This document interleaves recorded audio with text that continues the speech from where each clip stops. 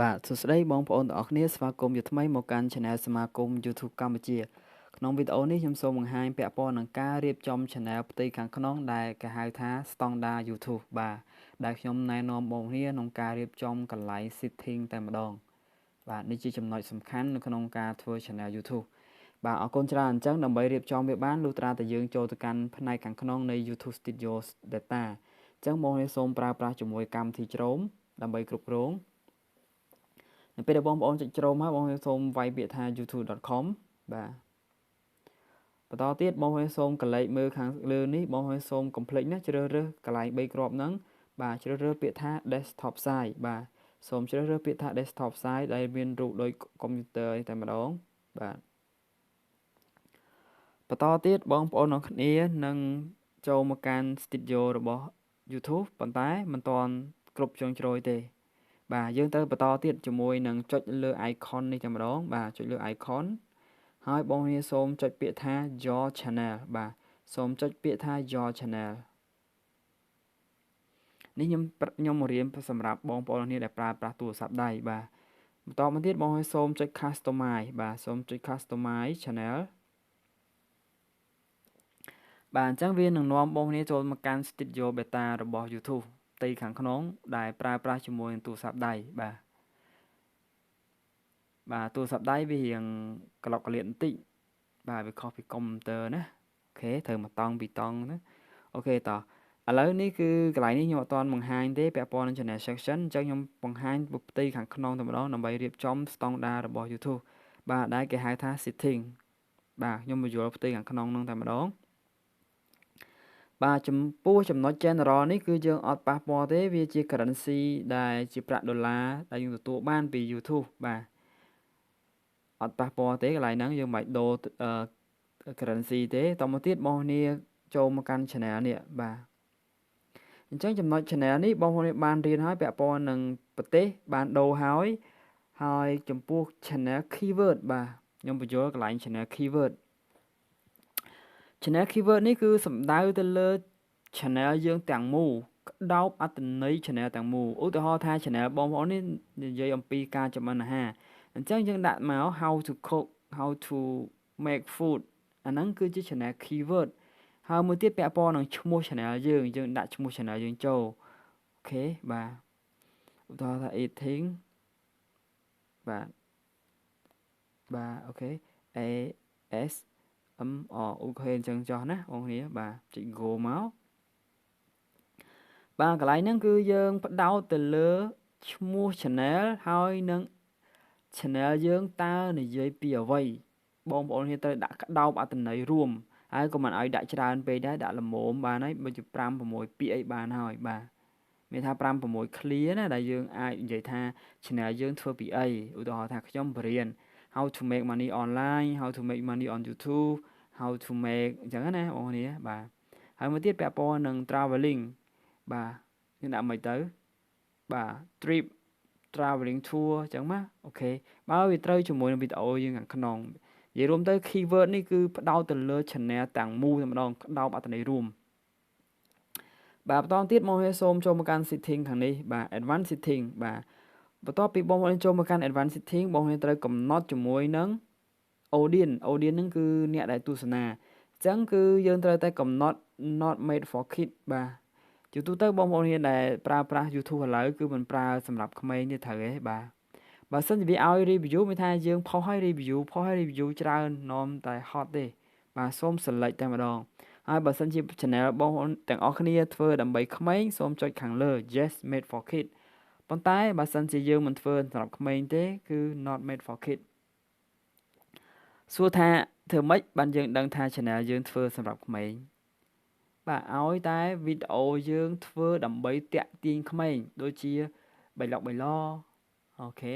បាទដូចជាលេងរបស់ក្មេងៗហ្នឹងតាក់ទាញក្មេងឯងការបរៀនបែបក្មេងចម្រៀងក្មេងអាហ្នឹងគឺយើងធ្វើសម្រាប់ kid បាទ YouTube នឹងរុញវីដេអូយើងទៅ YouTube Kid ប៉ុន្តែបើយើងមិនធ្វើសម្រាប់ក្មេងទេយើងដាក់ថា not made for kid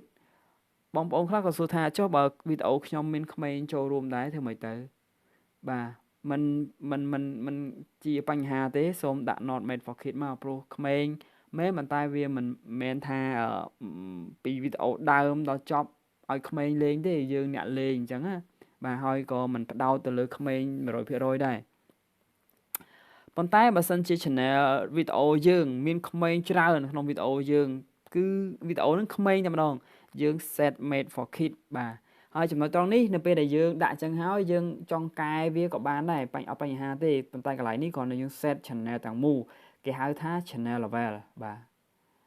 អូខេតោះនេះបងប្អូនគ្នាគឺដាក់ not made for kid តាមខ្ញុំមកបាទព្រោះយើងធ្វើមិនមែនត្រាក់ក្មេងទេមួយទៀតគឺកន្លែងនេះរំលងចេញមកដល់កន្លែងនេះបងប្អូនគ្នាគឺកន្លែងនេះគឺមានថាកន្លែងបង្ហាញលេខ subscribe បាទបងប្អូនដែរឃើញទេ 1k 2k 30k 100k អ្នកខ្លះគេអត់បង្ហាញទេកន្លែងហ្នឹងបើសិនជាបងប្អូននេះអត់ចង់បង្ហាញគេបងប្អូនដកវាចេញបាទប៉ុន្តែជាយោបល់ខ្ញុំសូមបង្ហាញបើសិនជាបងប្អូនទាំងអស់គ្នាមិនទាន់បានគ្រប់ 1k បើសិនជាគេឃើញ channel យើងមិនទាន់គ្រប់ 1k មានថាយើងពិតជាចង់បាន subscribe អញ្ចឹងគេនឹងចុចមកយើងហើយប៉ុន្តែបើយើងបិទ subscribe ពេលខ្លះគេអត់ចុចទេបាទបើសិនជាខ្ញុំលេង subscribe ជាមួយបតទេសវាឲ្យយើងបើកវាអត់ឲ្យយើងបិទទេបើថាបើកទៅល្អជាងដើម្បីឲ្យ audience ហ្នឹងកាត់មើលថាតើ channel យើងធំកម្រិតណានៅតូចកម្រិតណាគេជួយបានកម្រិតណាអញ្ចឹងណាបាទជាការជួយគ្នាទៅវិញទៅមកបាទហើយ channel យើងកាន់តែធំកាន់តែមានអ្នករាប់អានប៉ុន្តែកាលណារាប់អាន channel ធំគេអត់មកមើលយើងទេបាទអញ្ចឹងបាទខ្ញុំណែនាំបើសិនជាវីដេអូយើងសំទោស channel យើងមិនទាន់គ្រប់ 1k ទេសូមចុចបង្ហាញបាទបើគ្រប់ 1k សូមបិទចុះបាទគេលែងត្រូវការយើងទៀតហើយ subscribe គេពេញចិត្តវីដេអូយើងទើបគេចុចប៉ុន្តែបើសិនជាគេឃើញថា channel យើងមិនទាន់គ្រប់ 1k គេនឹងស្វាគមន៍មកយើងវាថាយើងចង់បាន subscribe គេក៏ចង់បានអញ្ចឹងនៅពេលដែលគេ comment ចូលវីដេអូយើងគេសង្ឃឹមថាគេនឹងទទួលបានត្រឡប់ទៅវិញបាទអរគុណកន្លែងនេះមានប៉ុណ្្នឹងទេចំពោះការដាក់រៀបចំហើយចំពោះកន្លែងចំណុចទី3នេះបងប្អូនធ្វើរួចហើយដែលវីដេអូមុនខ្ញុំបានបង្ហាញពាក់ព័ន្ធនឹងការ verify លេខទូរស័ព្ទបាទបន្តទៀតពាក់ព័ន្ធនឹងការ upload បាទ default upload ចំពោះ default upload នេះគឺខ្ញុំណែនាំបងប្អូនគ្នាឲ្យធ្វើការដាក់តែម្ដងបាទដាក់ default upload ជាទូទៅការដាក់ default upload នេះគឺវាចំណេញពេលវេលាទី1បងប្អូនគ្នាអាចយក link URL channel បងប្អូនគ្នាដាក់កន្លែង description ដើម្បីទាញ view យកចេញពី channel ណាក៏បានអត់បញ្ហាលើកលែងតែដាក់ link website ដាក់ Facebook account ដាក់ Facebook page អូខេដាក់ vlogger អូខេប៉ុន្តែហាមដាច់ខាតដាក់ website បាទអូខេ blogger ក៏នៅក្នុងប្រព័ន្ធ YouTube ប្រព័ន្ធ Google ដែរប៉ុន្តែ website វាចាក់ចេញពី YouTube ហើយអញ្ចឹងកាលណាយើងដាក់ website គឺបំពេញច្បាប់របស់ YouTube បាទមុននឹងក្រោយគេនឹងដកសិទ្ធយើងបាទគេហៅថា copyright strike ឬក៏ copyright claim ប៉ុន្តែករណីខ្លះវាអត់ strike ទេប៉ុន្តែបើយើងយក website ដែលគ្មានការអនុញ្ញាតដែលមានកម្មសិទ្ធិបញ្ញាគឺយើងជាប់ strike ពីម្ចាស់ website តែម្ដងបាទជារួមខ្ញុំ recommend ឲ្យដាក់ត្រឹមតែ channel YouTube វីដេអូ YouTube ទេបាទបងប្អូននេះយក channel ណាមកដាក់ក៏បានដែរវីដេអូណាមកដាក់ក៏បានដែរអត់បញ្ហាលើកលែងតែ website ដាក់ link URL របស់ Facebook បងប្អូននេះ account ផ្ទាល់ខ្លួន account page ក៏បានអត់បញ្ហាលើកលែងតែ website បាទហាមដាច់ខាតពាក់ព័ន្ធនឹង serial number ហាមដាច់ខាតគឺការពិពណ៌នាសុំ subscribe សុំឲ្យគេជួយសុំឲ្យគេចុចបាទអត់ឲ្យទេបាទអូខេតោះនេះបងប្អូនអរគ្នាពាក្យថាសុំបងប្អូនគ្នាដូចជាការប្រម៉ូទ channel របស់ខ្ញុំមិនមែនសុំទេខ្ញុំជាការ review ជាការណែនាំខ្ញុំមិនមែនថាពាក្យទៅសេសុំទេបើសុំមានថាបងប្អូនគ្នាកុំភ្លេចត្រូវតែចុច subscribe មកខ្ញុំបាទខ្ញុំសងវិញអាហ្នឹងមិនថាសុំ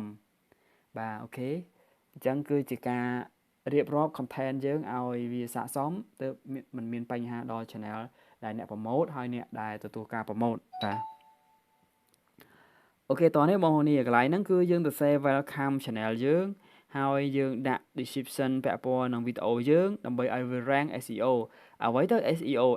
ហ្នឹងគឺការ rank keyword នៅក្នុង Google អញ្ចឹងបើសិនជាបងប្អូនធ្វើវីដេអូមួយបងប្អូនអាចសរសេរ paragraph បានមួយ paragraph គឺកាន់តែល្អមែនទែន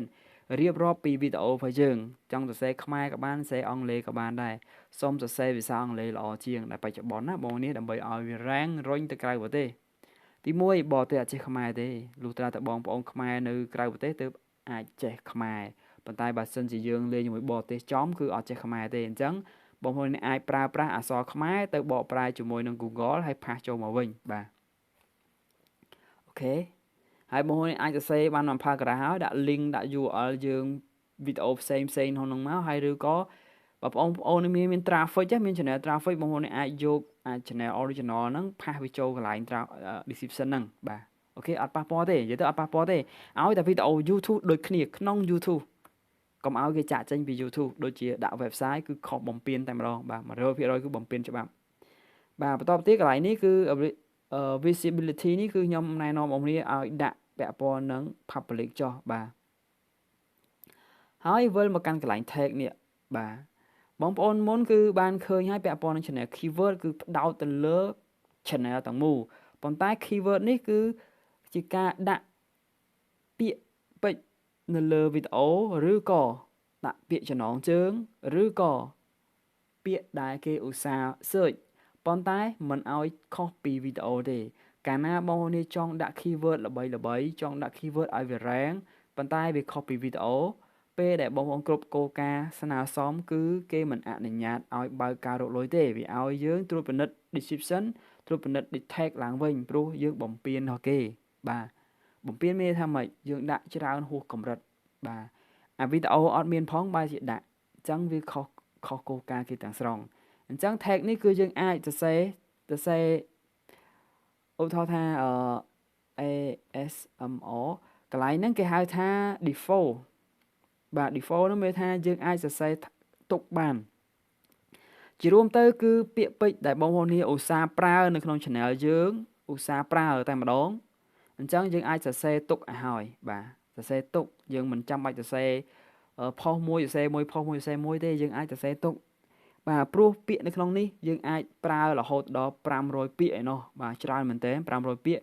ឯក្នុង description ប្រើរហូតដល់5000ពាក្យបាទសរសេរចុះបងនេះមកស្រឡាញ់ប៉ុន្តែដូចខ្ញុំប្រាប់អញ្ចឹងសរសេរកុំឲ្យចាក់ចេញពីខ្លឹមសារវីដេអូបើខុសខ្លឹមសារវីដេអូ YouTube ក៏មិនអនុញ្ញាតឲ្យយើងបើកការរកលុយដែរយើងវាឲ្យយើងកែឡើងវិញបាទគួងថ្ងៃក្រោយនាំតែពិបាកទេវីដេអូច្រើនទៅសរសេរតិចប្រសើរជាងសរសេរច្រើនមិនសរសេរក៏បាន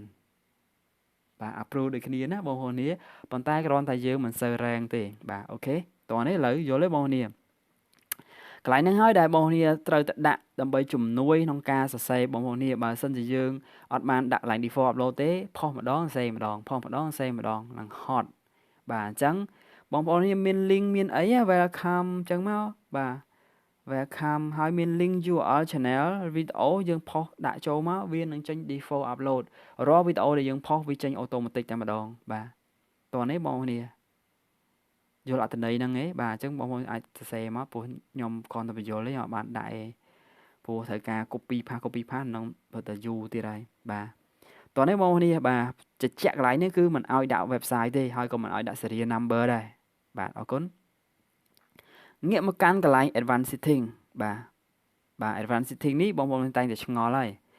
បាទចំពោះ advanced setting នេះគឺជាការដាក់ standard របស់ YouTube បាទនេះបងប្អូននេះដែលធ្វើ original សូមជ្រើសរើសពាក្យ standard ហើយបើសិនជាវីដេអូបងប្អូននេះចង់ឲ្យគេយកទៅកាត់តចង់ឲ្យគេចង់យកទៅ re-upload សូមដាក់ creative comment មូលហេតុដែលដាក់ creative comment នេះមូលហេតុអ្វីមានថាយើងអនុញ្ញាតឲ្យគេយកវីដេអូហ្នឹងទៅផុសឡើងវិញទៅកាត់តឡើងវិញដោយមិនមាន copyright អ្វីពីយើងទេហើយក៏មិនជាប់ copyright strike ដែរនេះគឺអត្ថន័យរបស់ creative comment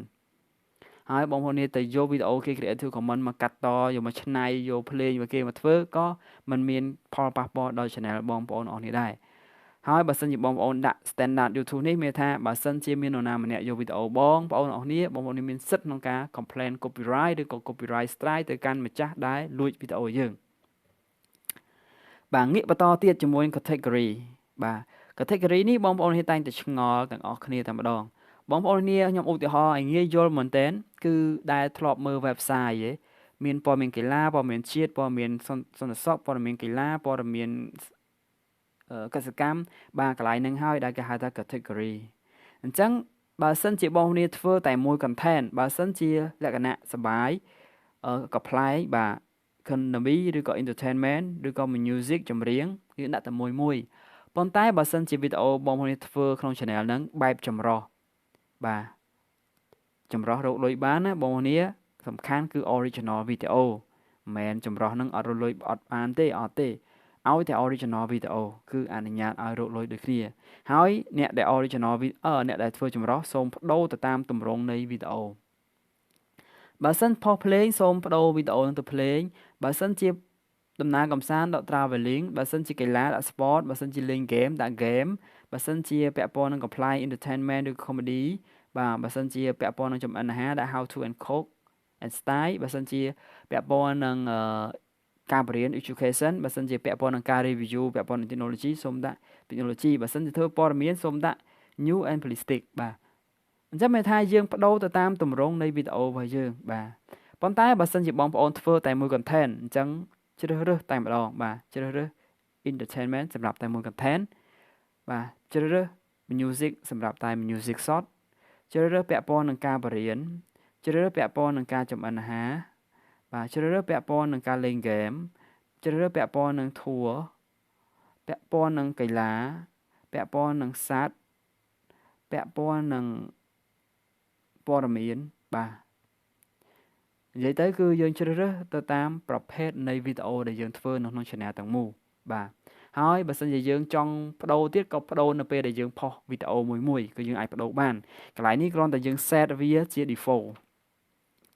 វាថាឲ្យវាចេញដដែលរហូតដល់ពេលយើងផុសបាទពាក់ព័ន្ធនឹងវីដេអូ language ខ្ញុំ recommend ឲ្យបងប្អូនសូមដាក់ជាភាសាអង់គ្លេសបាទ